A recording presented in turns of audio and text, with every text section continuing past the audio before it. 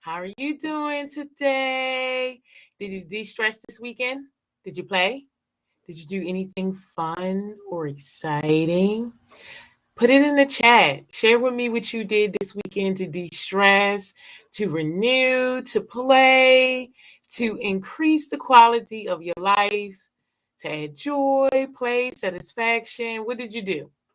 I went to the pool 3 times. I went out to spend some time at a friend's house. I had some social play, I had some active play. I have some had some sports play because I swam. I had a good time. I hope you did. What about this morning when the alarm went off? Did you dread it? Were you excited? Were you excited to go back to work this morning? Did you dread it?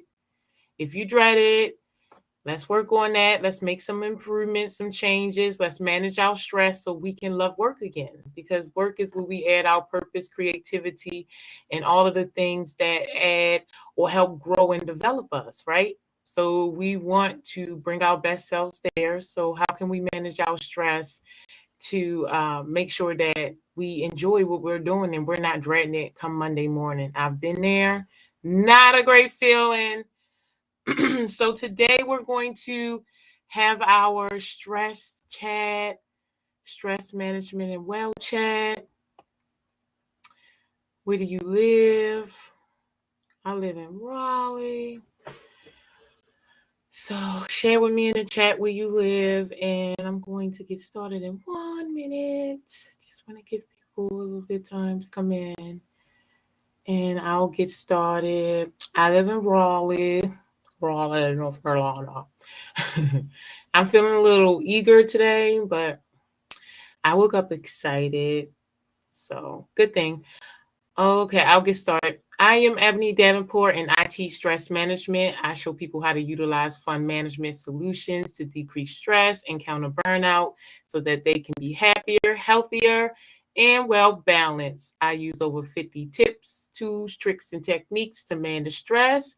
But today we're going to talk about active visualization. So let's talk a little bit about stress. What is stress? Everybody knows what it is, but it's kind of hard to talk about, right? We all have different ideas and different definitions of stress, and there isn't a single unifying definition in literature. In Eastern philosophy, stress is considered the absence of inner peace. In Western culture, it is considered the loss of control. Stress is problematic because it's ambiguous, right? Stress definitions differ, stresses vary, affecting people's mind and bodies differently. So again, what is stress? Let's blend the Eastern philosophy and Western culture that stress is feeling out of control instead of inner peace. There are perceiving a threat, which is appraisal, coping with it, and adapting to it. In the stress community, we talk a lot about stress being a relationship between a person's perceptions, needs, and abilities and the condition of the environment. How we perceive control over our environment causes stress. There are 2 types of stress. Distress, and that's the stress we normally talk about when we say we're stressed out. I'm so stressed out, it's distress. Those are all the bad events that cause you to not feel like yourself. And then there's eustress, and that's the happy type of stress because all stress reacts to your body differently. So although it's good news, too much of it in a short period of time is bad for you. And so you want to just watch your stress in general because stress is not normal and you want to manage your stress. So, what is stress management? Stress management is honoring the pause. When something happens to you, it is a stimulus to your senses. So many of us, when our senses are activated, we do not even pause, we just react, right? But there is a moment to pause in there. And stress management is honoring that pause. It's when there is a stimulus, you pause and then think about what your needs are, what's going on, consequences, and what you want ultimately from this situation, and then respond. So it responds. So instead of stimulus, pause, react, you want to move into stimulus pause response. And that's what stress management is. It is mindfulness and prevention. So most stress, excuse me, comes from thinking about the past or worrying about the future. When we are using our mind, our imagination, our breathing, a stress management technique, we are in the moment and all of our attention is focused there in that moment, and there isn't any room for anything else to enter. And that's what we want to focus on. When a stressful event occurs, it activates the fight or flight response. This triggers the response of the stress hormone, adrenaline, and cortisol. If the trigger is perceived as eustress, then the physiological responses and production of cortisol is turned off. But if it's perceived as distress, we are ready to react with quick instincts and thinking. But our system does not go back to normal until we perceive whatever we perceive was the stressor is eliminated. We process the 3 steps. And we can change the way that we process those 3 steps, especially perception, right? And one of the ways that we can change our perception of any stressor or what we will allow to be stressed is through using your imagination. And you can use your imagination to practice active visualization. We have a potent tool that we have forsaken for adulting. Although we stop using our imagination for positive reasons, it doesn't go away. Our imagination is a very powerful neutral source. We can use it for us or we can use it against us. Using our imagination in positive ways that can benefit us is what is called active visualization. The opposite is negative thinking. And we all have a lot of negative thinking, right? So when we were children, we spent hours and hours using our imagination, right? We blended our imagination, our senses, and perception to understand the reality around us. We used our imagination to change what is to what we thought it should be, right? That's what we did in our mind. As teenagers, the way we engage our imagination is through our dreams and daydreams. We daydream a lot as teenagers. We use visualization to visualize the car, the house, the career, the mate, the friends, the experiences we want. Then suddenly the clock hits and we stop using our imagination. As adults, we may stop dreaming altogether. Reality hits and we lose faith. It is irresponsible to dream, or we don't have time to dream. And we turn off our imagination for action. Excuse me. But what is action if there isn't a destination? As professionals, we wake up every day projecting negative experiences by expecting and visualizing the events of the day. Visualization, also called guided imagery or creative visualization, is a technique of focusing all your imagination on behaviors or events that you would like to occur in your life. The practice is based on the idea that your body and mind are connected. By providing positive pictures, creative imagery, and self-suggestion, visualization can change emotions that subsequently have a physical effect on the body. The subconscious mind is programmable hard drive. The programs of our lives, which are largely stimulus response behaviors, are downloaded into our subconscious. The subconscious does not only rely on the outside world for its knowing, and so it can be differentiated between what is real and what is imagined. And I got that from MD 2016.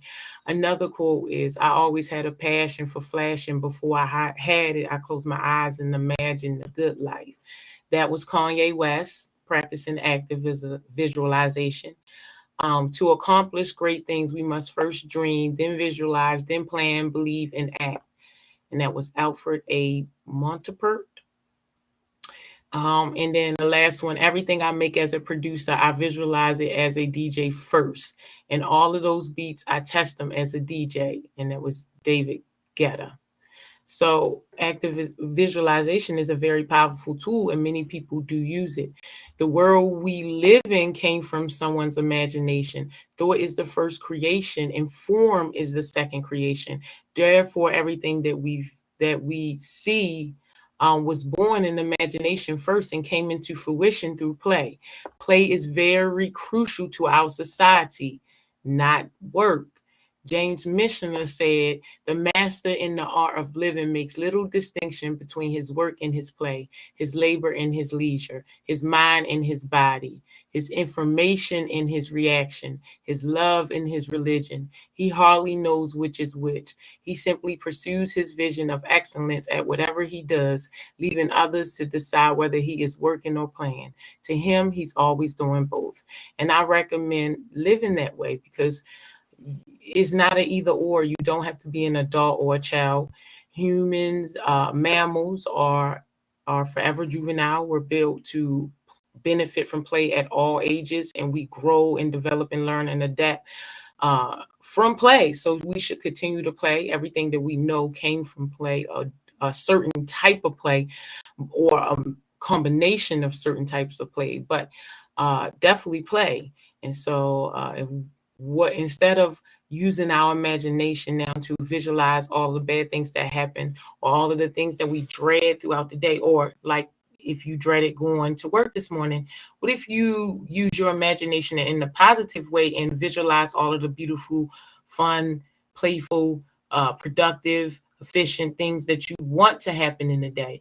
What if you spent your mornings in the shower picturing all the new, great, wonderful events of the day that will happen to you?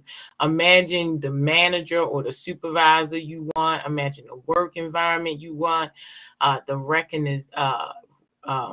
recognition you want, the raises you want, the new cars, whatever it is that you want, the inner work, the relationships.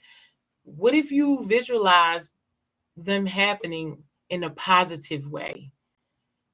I give you permission to visualize anything that you want and spend your time seeing in your mind's eye so that you can create it in reality first. So the takeaway of this is, use your imagination for your benefit. It is one of the most important tools that you have to design your ideal future. You have the power to be who you want. You are created with the power to create. So create an authentic experience and do it using your imagination and practicing active visualization. So I hope this helps, work life warriors. I hope it helps. Please let me know in the comments or chats if it does. And thank you for watching. I will see you on Wednesday for the wellness work break. We'll do some deep breathing, or Fun Funny Fridays for some laughter yoga. And those are at noon. Or next week for the new tip, tool, trick, or technique to manage your stress. Also, if you would like to learn more about the 50 tools, tips, tricks, or techniques that I teach, every third Saturday of the month, I host a stress management fun shop where I show you at least 15 of the solutions. Please check out my website if you want to learn more about relieving your stress in a playful and fun way. We are going to have a good time. The stress management fun shops are mostly 25 minutes of education, but mostly a party where we learn to implement the tools that we talked about in the first 25 minutes of stress management education. So again, I hope you enjoyed it. I hope you're managing your stress. It is just Monday. It is your responsibility to manage your stress. No one else will do it for you. You do not want stress to impact the quality of your life. So play as hard as you work. Do it anyway, regardless of where you are or what people have to say. Only you will feel the effects of not managing your stress. So only you can do what you should do for your body, because you deserve it. You're here, and you can enjoy this experience if we manage our stress more efficiently. So again, hope this helps, work life warriors. Have a great day. See you on Wednesday.